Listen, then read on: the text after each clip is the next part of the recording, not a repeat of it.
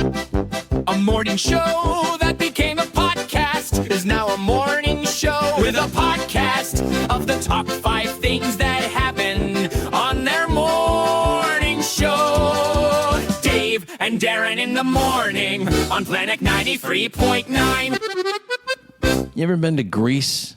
Nope. Any interest in being to Greece? That'd probably be interesting. I don't know if you saw this, but I think Lorenzo Lamas is coming to the drive-in to watch Grease with people. Did you see this? No.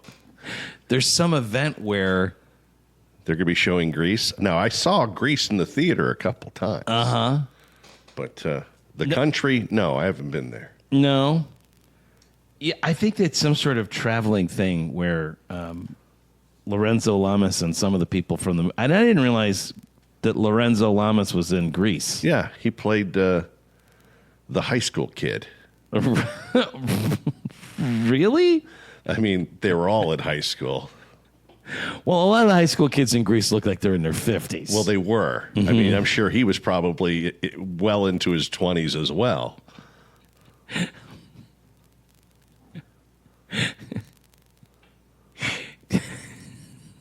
You like that assessment? It's well done. Thank you. Grease is the word, they call it. Uh-huh. The event you've been waiting for.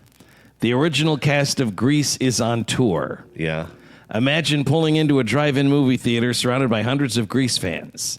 The music playing. Classic cars are everywhere. Pink ladies and T-birds everywhere you look. Uh-huh. Let's see. It's happening at the Skyview Drive-In way down in Belleville, Illinois. All right. Well, oh wait, it's already happened there. It's happened. Okay. But it's not coming closer than that? I thought I read that it was coming to our drive-in. Maybe the I'm Bluegrass one or the 61? Yes. That's correct. Okay. Get that straight. So there's a ferry in Greece that you can get on because, they got all those islands, right? They're in the Mediterranean. Yes.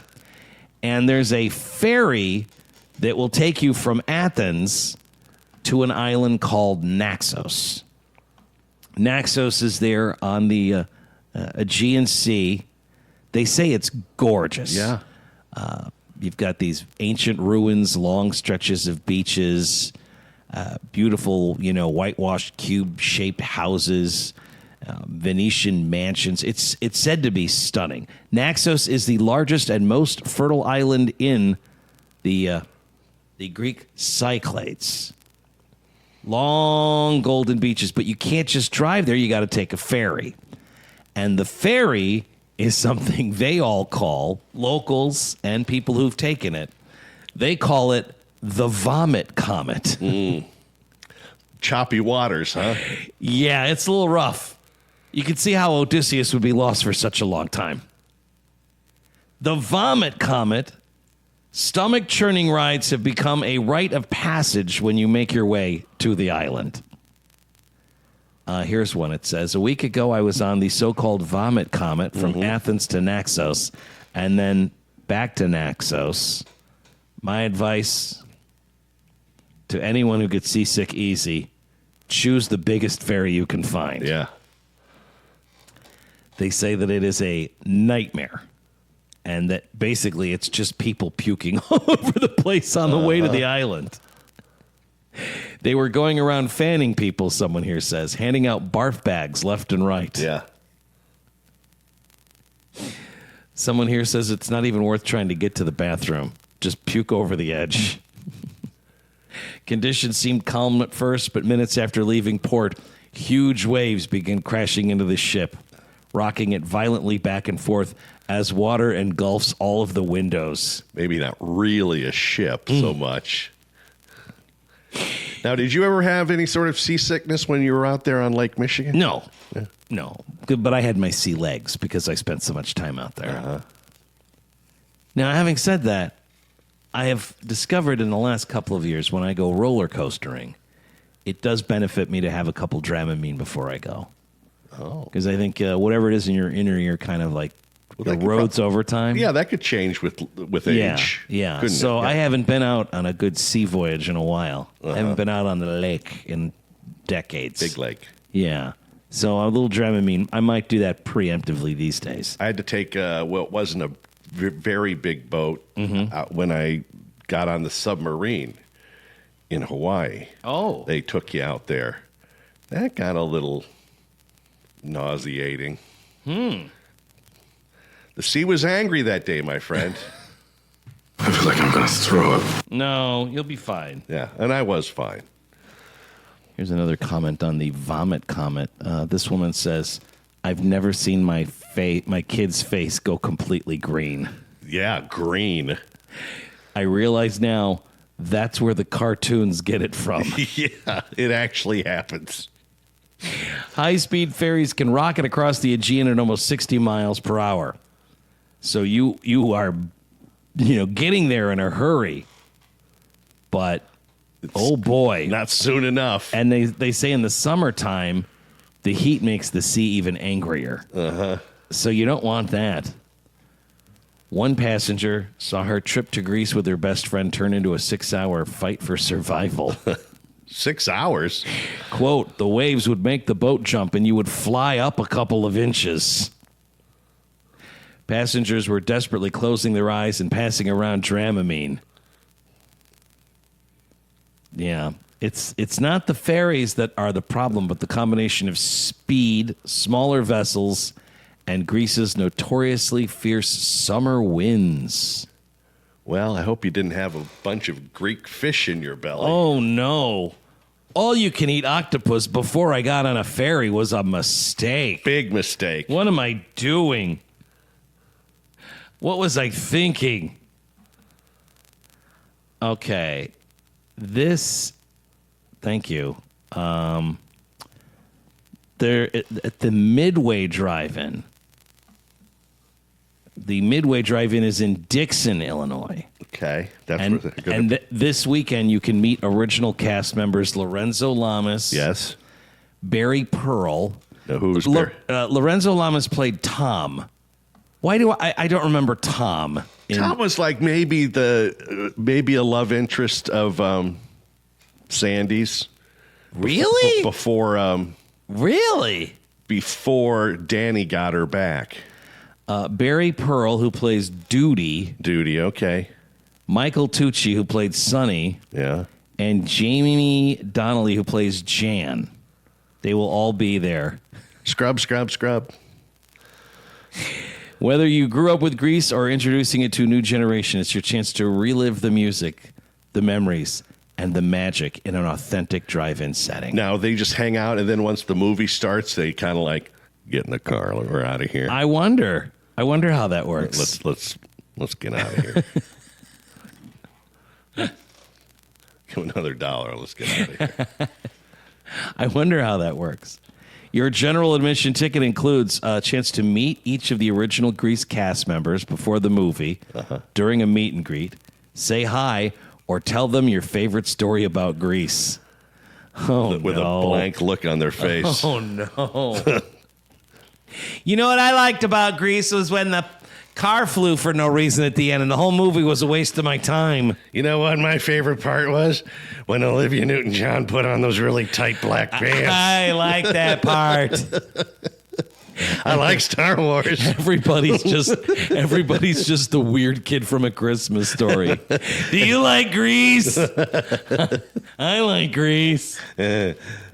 Oh, no. You also will get a screening of the original Grease. Yeah, well, sure, of course. Join the Grease Rock scavenger hunt throughout the venue for your chance to win amazing prizes. You know about that. Show off your style in the Grease costume contest. Yeah. I'm just going to go as Sid Caesar, the gym teacher. I was going to look that way anyway. Test your knowledge. All he did was put a whistle on. That's it. Test your knowledge in the Grease trivia contest. Belt out your favorite songs during the Grease sing-along because everyone knows the words. Oh. Capture the moments at the Grease photo backdrop, perfect for selfies and group photos. Well, there you go. That's again happening at Sterling, I guess. The Midway Drive-In is in Sterling, technically. And for some reason, Gronk will be there. He's everywhere. Why are you here, Gronk? I don't know. Just go where they tell me to go. I can't say no. Imagine telling Lorenzo Lamas what your favorite part of Grease was. My favorite part was when you got killed. Wait, I didn't get killed in that movie. I thought you got killed in that movie. I like when you got on the motorcycle and chased down bad guys. No, you went up to the toll booth and you got shot up real good. That's a different movie. I like when you told the kid, don't get the ice cream out of the refrigerator because you were divorcing Meryl Streep, and he went and he got that ice cream anyway. Yeah, and then you were like, we're going to need a bigger boat. Then it was off to the disco. And then it was off to the disco. You work a long time on your hair. Sir, you've just mentioned every movie that made money in the 1970s, but not Grease. But not. What am I thinking of? Wait a minute. I'm all jumbled. I'm sorry, Lorenzo. Sorry to have wasted your time, Mr. Lamas.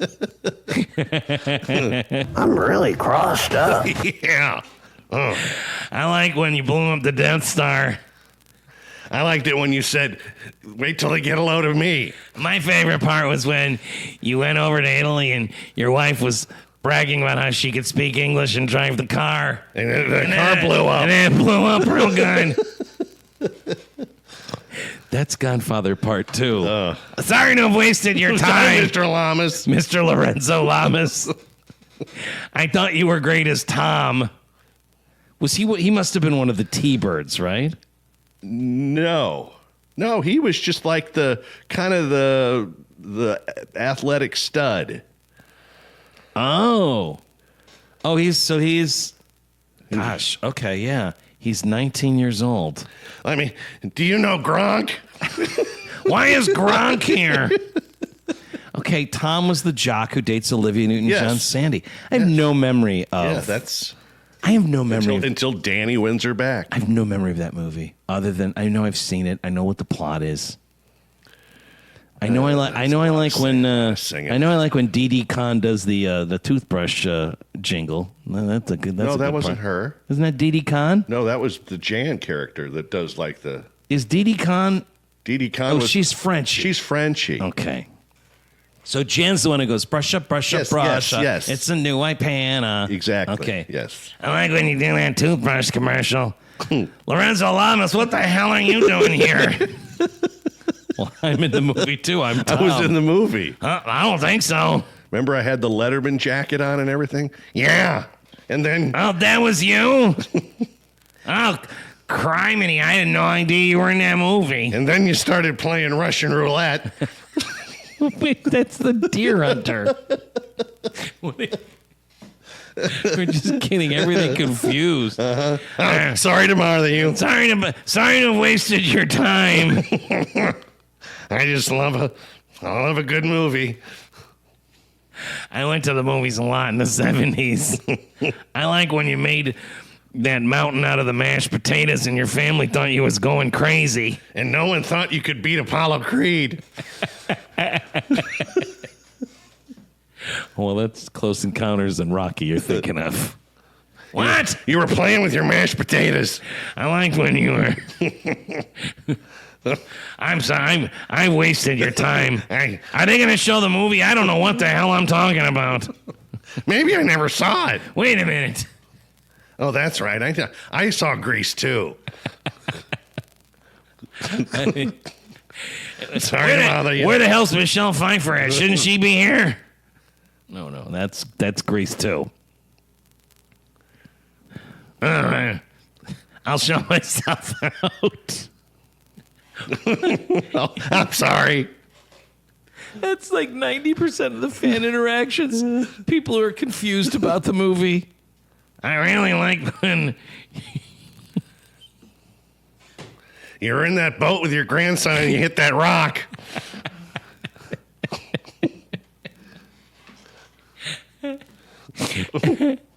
Were you Clute? Which one were you? No, Clute's a different movie altogether. Yeah. It's not Grease. What the hell am I thinking of then? Anyway. Sorry to bother you. Sorry to bother you. You want to sign this for me? Just sign it, Gronk.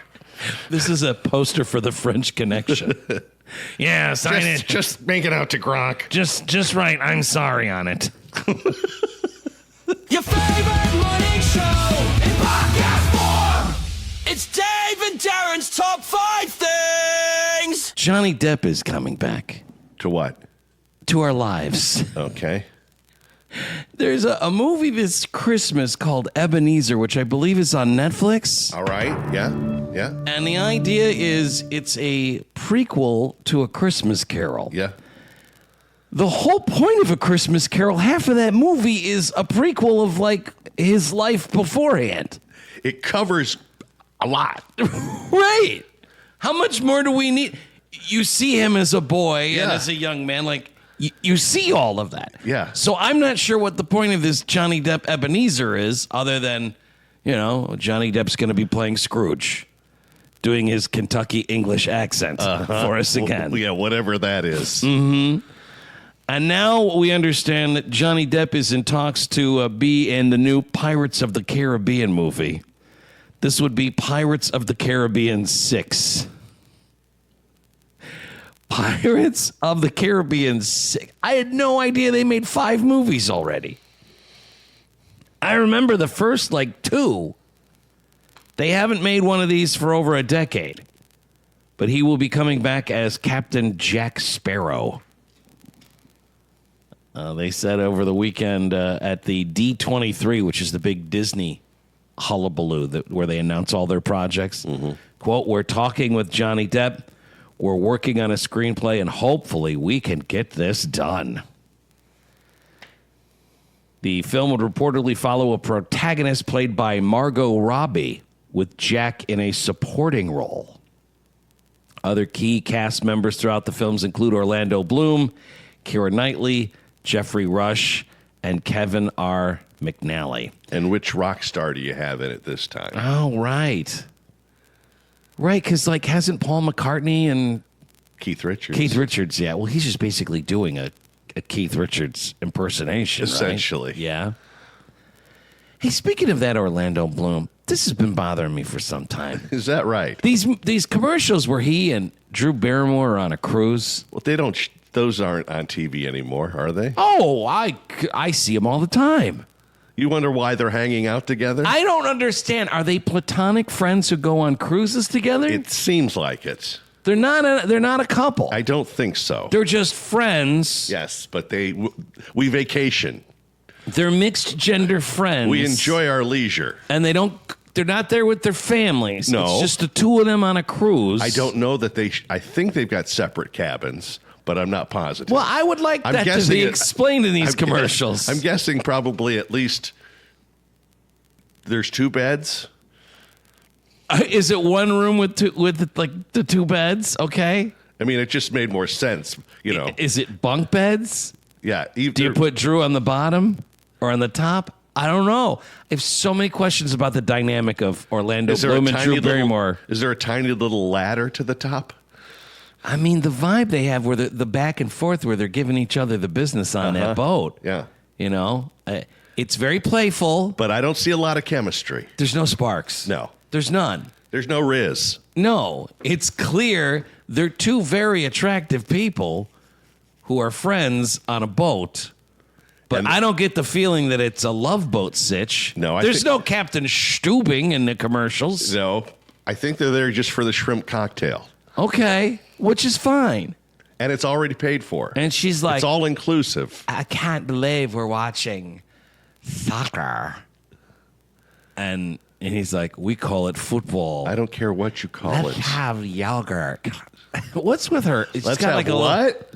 Did you say yogurt? She's got like a weird little lisp or whatever. She's like, well, here we are having gelato. Oh, Jill. This yogurt, gelato. What is she? That's a pretty good Drew Barrymore impression, you have to admit. It's pretty spot on.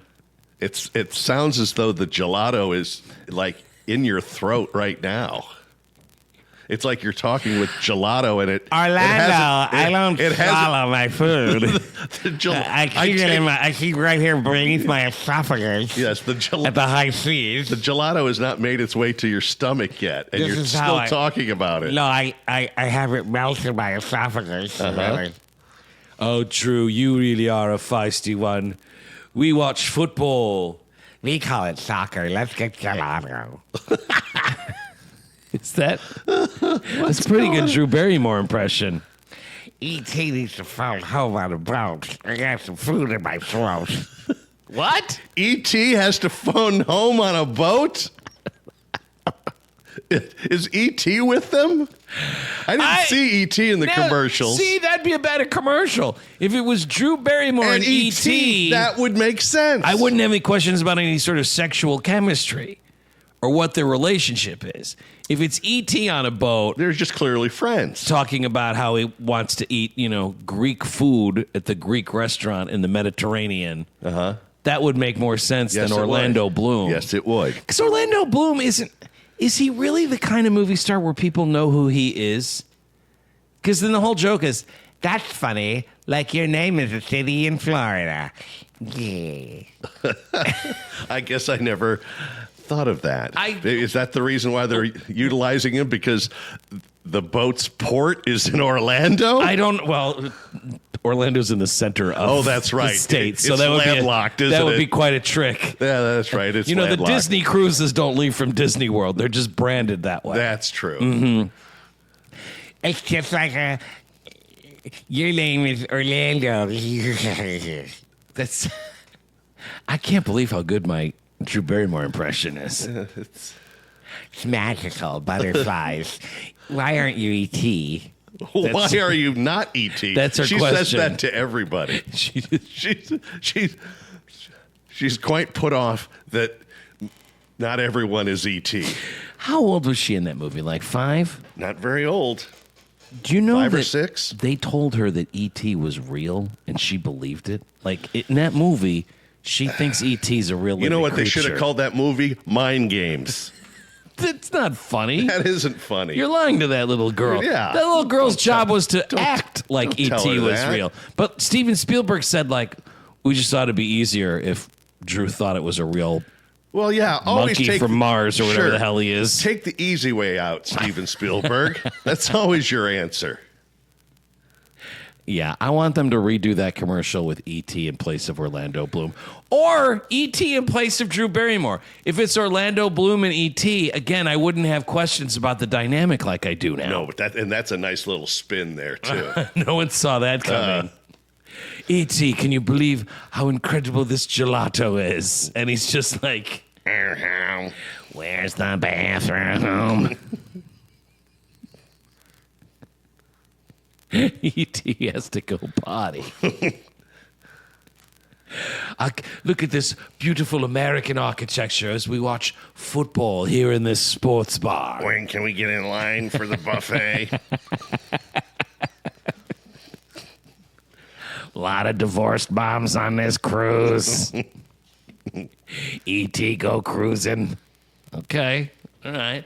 And then E.T. just puts his shades down, lights his fingers up, and is ready to rock and roll in the high seas. Got a shirt that says, I heart MILFs. There it is.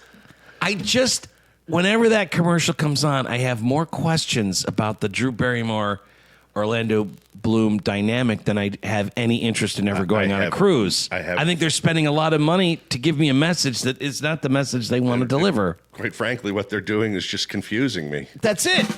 Hey, hey, hey. Ho, ho, ho, ho, ho, ho. It's Darren on the radio.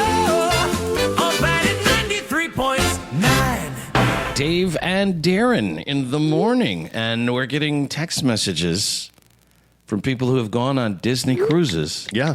Suggesting that when they went on their Disney cruise, they left from Port Orlando. Which is, again, a very neat trick because Orlando is in the center. We'll call it what we want to call it. Well, yeah, I guess what they do is they leave from Port Canaveral, but Disney has rebranded that as Port Orlando. Okay. So that is a matter of just Disney doing some clever rebranding. Now, is Orlando Bloom involved in this? I don't know, because I don't think they're Disney cruises, those two are He's on. not there to greet you? Or? As often as I've seen the commercial, I should know what line they're doing. I don't know what cruise line they're doing.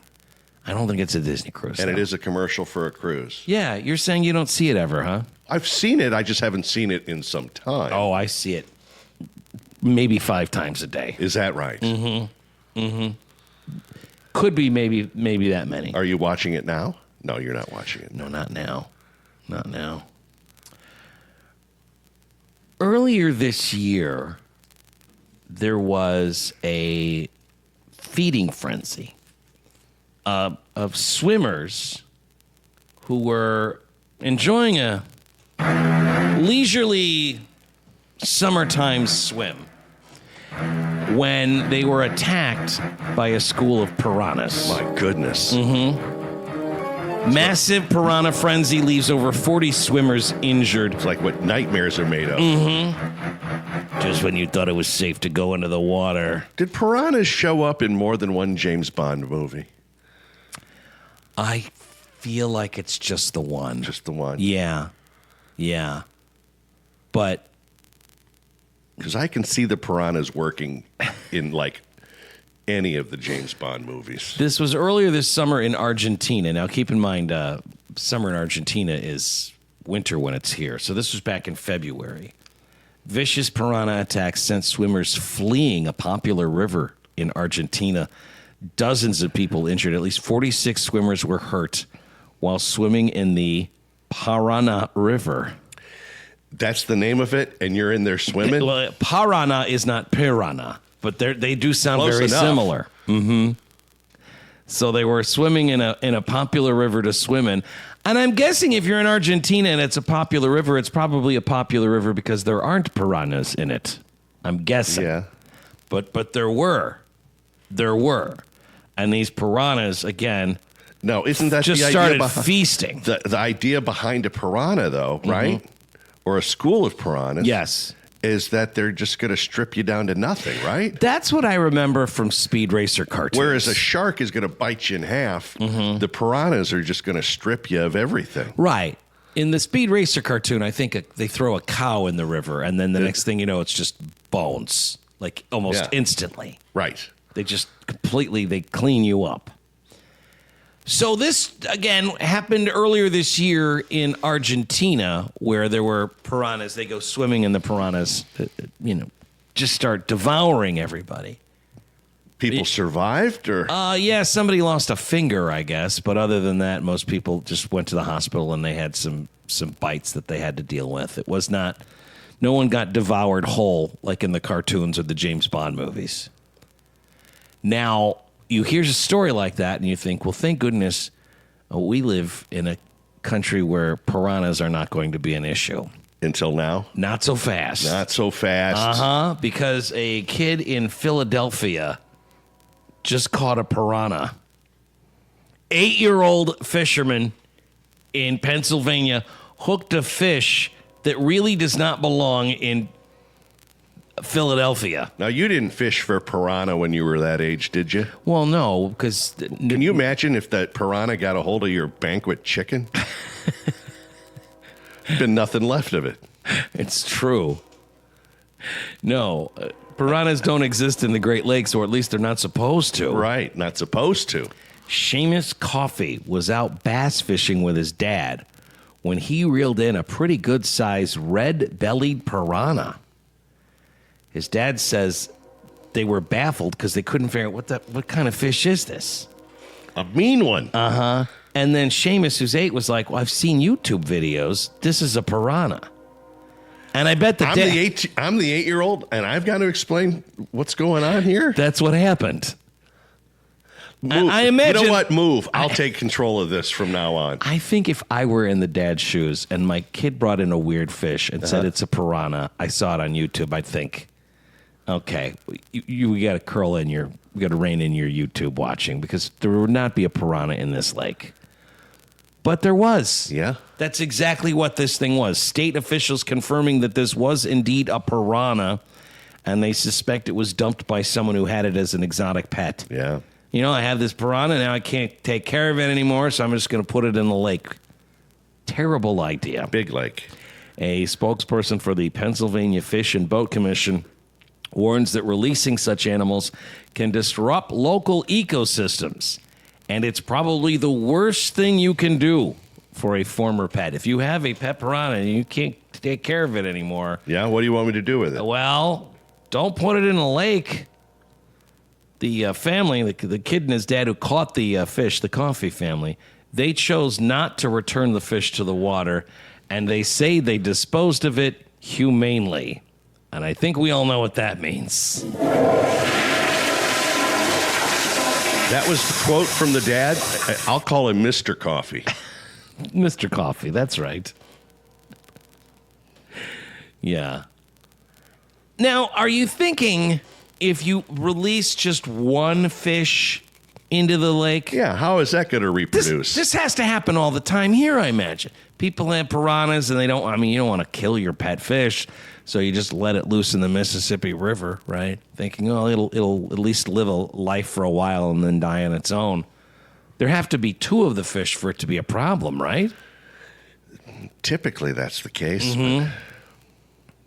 Unless you have some sort of asexual reproduction going on, and now it's all this. But I guess the lesson here is watch out, because the piranhas are everywhere. Oh, no! Yeah. There could be one in your car right now. You wouldn't know. Lurking behind the seats. Well, if it's there for long, you'll know. Dave and Darren in the morning. Yeah. On Play 93.9. When you're driving, sometimes stuff happens. Maybe, and let me know if this is too soon to make this reference. Maybe an engine light goes off. Oh, God. Maybe you get a notification that your tire pressure's not what it could be. Yeah. Or maybe you could have what happened to this woman in Tennessee. A snake slithers out from the hood of the vehicle while you're driving. Uh-huh. And then I'll take that. And just starts sliding all around your hood while you're driving. That's fine. There's a big snake hanging right on top of the gate. This woman in Tennessee captured video during a recent car trip when a snake slithers out from under the hood of the vehicle. I don't know how safe that is to be. You seem a little distracted. Well, it's the snake. Annalisa Hensley The vehicle still moving? said she and her family were in the car when the serpent made a surprise appearance there in Lebanon, Tennessee. She says, quote, "I'm sitting there like, we have a huge snake on the hood of our car. We were on our way to Mount Juliet going to pick up some soccer stuff for my youngest daughter, and we're just having a conversation, and my husband's like, there's a snake." Look at him. That's why I married him. Hensley recorded video of the snake, which she estimated to be about 5 foot long. The family attempted to pull over to the side of the road to get the snake off the car, but it made a jump for it before the vehicle came to a complete stop. Stunt snake. Mallory Tate is a biodiversity biologist for Tennessee Wildlife Resources. She says the serpent in the video appears to be a gray rat snake. It's not venomous, and turns out it's very common in Tennessee, gray rat snakes. And it's not going to cost you an arm and a leg to get it fixed. No, once that snake's off the car, the problem has solved itself. Yeah. Snakes have been making more and more appearances on the hoods and windshields of moving vehicles recently. I don't know that I would love that, although if it's on the outside, that's better than having it get into the interior of your car, right? Yeah, I don't want it in there with me. Like if it comes out... It's just a matter of me pulling off to the side of the road and using my, windshield wipers to get rid of him. Get off, you. Get. You get out of there. Get. You get. Yeah, if it's poking its head out of like the vents, that's not great. And if it's in the car with you, that's not great. But on the outside, knock It's not going to yourself cost out. me $560 for something stupid. Wouldn't you be concerned though that it knocked something loose inside the engine? Well, that's a numbers game. It's wait and see, isn't it? If it's a 5-foot snake, Yeah. isn't it possible that as it's Knock crawling something around loose? in there, it ate a spark plug or something? Hey. Now we play the waiting game. Yeah, I don't want to find out that I have snake damage. No thanks. Speaking of snakes, did you see that they're going to have Harrison Ford in a new Indiana Jones thing? The whole movie? No, they're not making any more movies because it turns out nobody wants to go see those. Mm-hmm. But they do have Harrison Ford returning as Indiana Jones. In a commercial?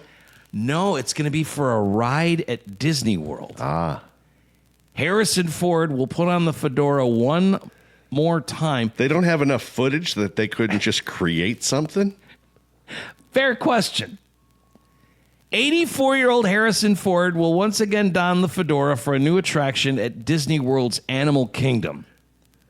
The ride was announced at the D23 convention in Anaheim on Sunday. It's called Indiana Jones and the Myth of the Jade Serpent. Now, he famously, Indiana Jones, does not like snakes. Yeah, that I remember. So a jade serpent, I don't think he's going to love that. This ride is being built on the site of what used to be Dino Land USA. So are they basically getting him to do this yet again because where's my check? Yeah, I guess. Otherwise.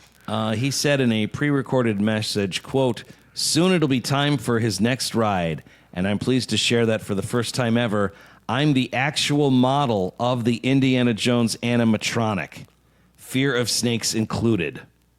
I'm excited for you to see this next epic adventure, and I'm coming to Walt Disney World soon." So, you know, they have those robots, those animatronic robots, like at the Hall of Presidents or the Country Bear Jamboree. They're going to have him go down to Florida so that the animatronic looks as much like Indiana Jones, Harrison Ford as possible. Well, You would think they'd have all of that I scanned hope he and doesn't figured go out. all Westworld on us. The ride, it says, will reimagine a former dinosaur attraction, keeping its ride system but swapping time-traveling dinosaurs for an Indiana Jones storyline. Part of a larger overhaul, turning Dino Land into something called Tropical Americas, with an Encanto ride and carousel planned for next year, alongside broader park expansions, including a villains theme land at the Magic Kingdom. I like that. Give the villains their own place. So, yeah, at some point you'll be able to go see a Indiana Jones animatronic afraid of snakes, the myth of the Jade Serpent. You'll probably get there before I do. Dave and Darren in the morning. Here's their top 5 things. 7-Up is delicious, but here's the problem. I only associate it with I'm sick and I need saltine crackers. Mm-hmm. I would never have 7-Up as a beverage to go along with a meal. You want to pair that with a little chicken broth? Do I? You could. That might settle your stomach. Normally for me, it's just saltine crackers and 7-Up. That's what Now, are gets you me really- through. And a little Bob Barker, Price is Right. Are you really sick, or is this a mental health day? No, I'm talking sick. Sick? Yeah. Yeah, I just, when I see 7-Up, I think, well, that would be good to have in case someone gets the flu. Mm-hmm. I don't ever think of 7-Up as something that would be a delicious... It's very effervescent. Now, I will have a Sprite on its own and be just fine with it. But I really genuinely only have 7-Up if I'm sick. 7-Up now, they say, mixing up the lemon-lime flavor with something they call 7-Up Lime Lemon. It's the category's first lime-led formula, designed to strengthen the brand's distinctiveness and appeal with a new generation of drinkers. So it's as if somebody drank a 7-Up and thought, too much lemon, not enough lime, and they're flipping the script. It brings the consumer-preferred lime-forward profile to 7-Up, Cherry 7-Up, and 7-Up Zero Sugar. This is a new chapter, they say, for the original Uncola. Rolling out here in mid-August, consumers can purchase 7-Up Lime Lemon wherever 7-Up products are sold. See, I always kind of had it in my head, and I don't know exactly why. Yeah. I guess maybe the color. Yeah. In my head, I always had it that a lemon would be more sour than a lime. Yeah. But it's the other way around. Well, it's interesting, too, that 7-Up's color is green, and that's the color of A lime. a lime. As far If as the it's lemon packaging. lime, then why wouldn't they have gone with yellow one? Well, I think lemon lime is just because alphabetically you say lemon lime, Okay. right? You don't say lime lemon. Well, you do for this case. Reading here from their release, is the original Uncola 7-Up built its reputation by challenging conventions and offering consumers something different. Today, the brand is returning to those roots with a renewed focus on differentiation, introducing a distinctive lime-forward taste and bold new visual identity. It's a bold reinvention of one of America's most iconic soda brands for a new generation of consumers. They say consumers, younger consumers especially, seek beverages that deliver bold flavor and signal personality. And that's what they're hoping to do. They think the Gen Alpha kids are going to go nuts for lime lemon 7-Up. Uh-huh. Would you try lime lemon? Absolutely, because I don't want it to be too sweet. This review says that the new lime lemon soda offers a familiar flavor with a zesty edge. Okay. And a tang. Effective August 2026, 7-Up is no longer a lemon lime soda, but instead a lime lemon one. Game changer. So they've changed everything. You can't get the original formula now? Is this what we're doing? Are we doing new Coke, but 7-Up style, where we're changing the formula to the point now where people are going to be complaining that they can't get the original 7-Up? Sounds like it. The new lime lemon formula. This reviewer says, I opted to try one cold and one at room temperature to see if I'd be better at pinpointing flavor differences. What a job that would be. I'm going to just taste test soda pops and tell everyone about it. This says, tasting the lime lemon version simply came down to sipping and seeing which flavors, if any, stood out or left a lasting impression. I went into this review already knowing I at least enjoy lemon lime 7-Up. It's not my favorite pop out there, but I'll reach for it on occasion. However, I am also someone who tends to favor lime over lemon. So I was particularly curious to see if this new formula would really live up to its supposed lime-forward profile. There's already a citrus bias going on. I think it's important for the reviewer to announce that. Of course, it'd be hard to know just how this new formula compares to the old lemon lime soda without tasting both. So I grabbed a can of the old formula 7-Up and tasted it side by side with the new formula, directly comparing the two and noting any nuances or difference in flavor. My first impression of 7-Up's new lime lemon formula was that it surely looked and smelled like the 7-Up I remember. Upon first sip, I was met with a pleasant tasting pop, no doubt. One that had a distinct sweetness and a slightly citrusy edge. I wouldn't necessarily say that anything about the citrus notes particularly stood out to me at first, or that I was even able to pinpoint how the flavor might be different from past iterations of 7-Up. I can't say that I had an opinion one way or the other. They say basically what it boils down to is it's a zestier version. Tangier. Mm-hmm. A bright tang. Zestier version of 7-Up. So there you go. I'm down. Yeah. Fire up some original Bob Barker Price is Right. Give me a sleeve of saltines and some 7-Up, and I'm going to power my way through whatever illness I have. I'm not sure he's sick. There you go. That's the end. Like, subscribe, tell a friend, and join us soon for another Dave and Darren's Top 5 Things. Okay, bye. Stop making noise.